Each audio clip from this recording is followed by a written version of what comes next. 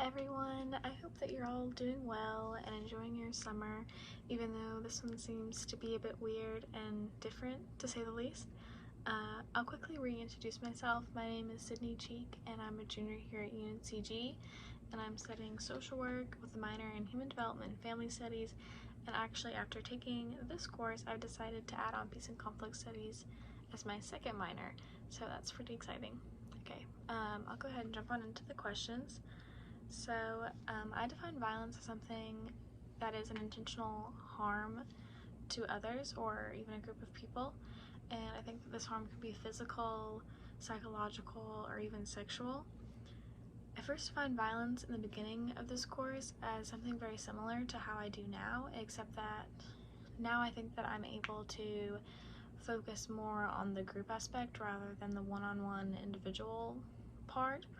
And I think that a great example of this is how even in the midst of a pandemic, there are people still refusing, or not still, but they're refusing to wear masks, even though that it's believed to reduce the risk of you spreading it to others, which to me I feel like is a no-brainer. But some of these individuals who refuse to wear the masks have been verbally and even physically violent to the employees who are just trying to do their job and follow the protocol that they're given by the CDC. And I think another good example is with the Black Lives Matter movement, how people are choosing to focus on the what rather than the why, such as Kimberly Jones stated, which I think is a really great way to put it. And I think violence is very prominent in today's society, especially for women, because every girl I know carries some sort of self-defense, whether it be pepper spray, a taser, or carrying their keys in between their fingers, like how my dad taught me. And I just think it's weird that how when I started driving, that was the first thing that my dad taught me how to do, was how to carry my keys, not how to change a tire, not how to check my oil, but rather how to defend myself, because apparently that's the biggest issue that I would face while driving. And women a lot of times have to ask for male escorts just to walk to their car or to their homes because we fear being sex trafficked, sexually assaulted, followed, or even murdered, which is insane that that's something we have to deal with. Okay, so I believe that ignorance, privileges, and oppression are huge instigators of violence.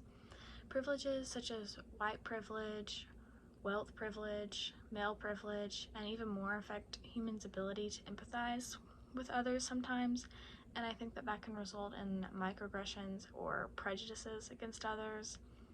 I also think that these things are not talked about nearly enough, especially when we're younger, because I never remember discussing anything like this in elementary school, maybe not even until junior or senior year of high school and into college, which I feel like it needs to be introduced younger,